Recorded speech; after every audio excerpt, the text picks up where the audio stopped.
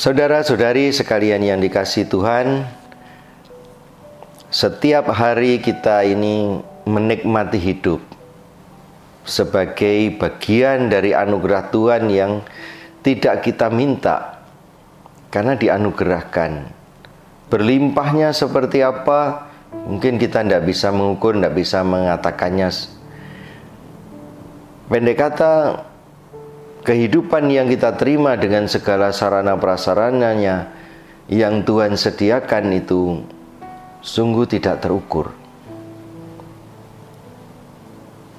Kita boleh menikmatinya, kita boleh untuk menggunakannya.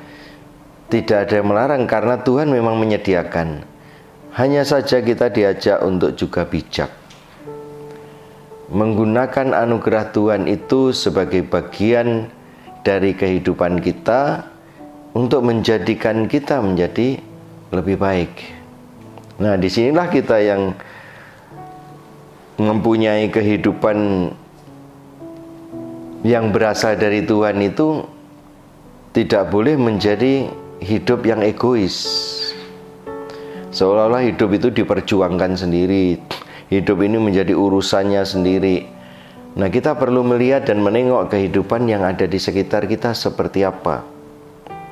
Hari ini kita mendapatkan dari Injil Lukas 16 ayat 19 sampai dengan 31, di mana pengajaran Tuhan Yesus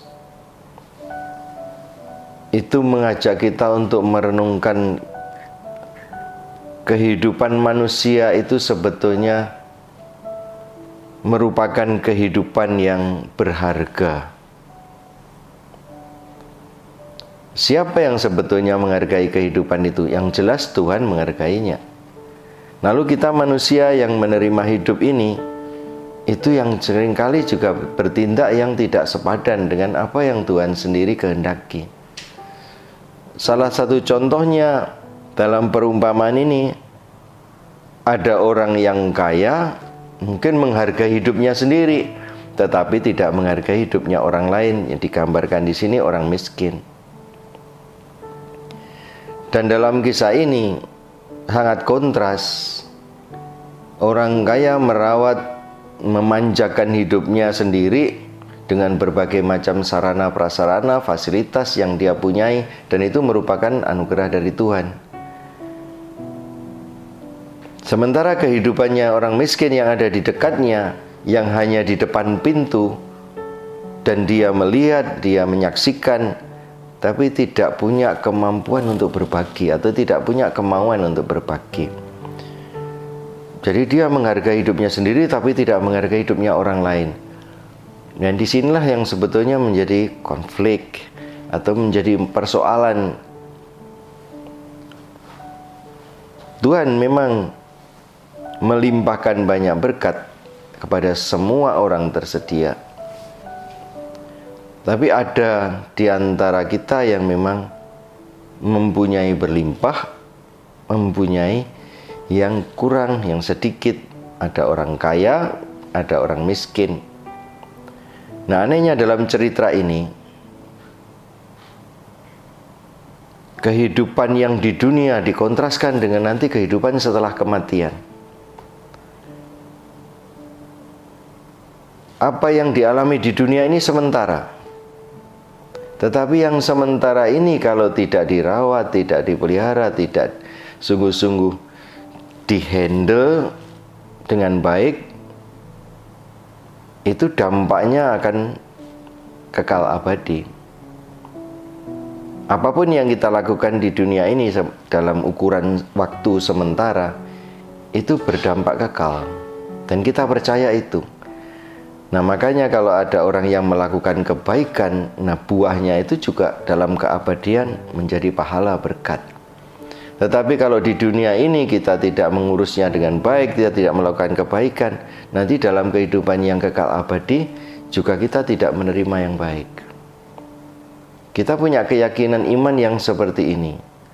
Maka Bapak Ibu sekalian yang terkasih, pengajaran Tuhan Yesus pada hari ini, barang siapa merawat kehidupan di dunia ini, hidupnya sendiri maupun hidup bersama, berhak atas kehidupan yang baik di dalam keabadian. Mereka yang tidak merawat memelihara hidupnya dengan tepat, menghormati hidupnya orang lain dengan tepat, dan nanti dalam keabadian mengalami hal yang tidak baik. Itu satu segi dari cerita ini. Kenapa orang kaya itu tidak diberi nama, sementara yang miskin diberi nama? Memang ini sebuah cerita. Ada kaitannya dengan yang miskin di pangkuan Abraham. Nanti yang kaya berada di tempat kejauhan. Digambarkan bagaimana di dunia abadi itu setelah alam kematian, orang kaya tidak bisa mendekati orang miskin tidak bisa mendekati orang kaya. Yang dulu ketika di dunia nyata itu hanya di depan pintu, sebetulnya gampang untuk dijangkau, dan itu buahnya juga sangat bagus kalau dilakukan. Tapi karena tidak dilakukan, di dunia keabadian menjadi jarak yang tidak terseberangi. Ini suatu pengajaran Tuhan Yesus tentang betapa dampak dari kebaikan yang harus dilakukan atau tidak dilakukan itu berdampak luar biasa di kemudian hari.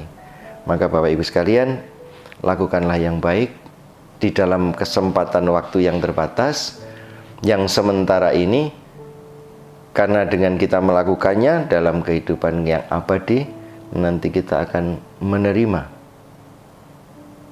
mengalami, mempunyai sebagaimana yang kita kerjakan di dunia ini.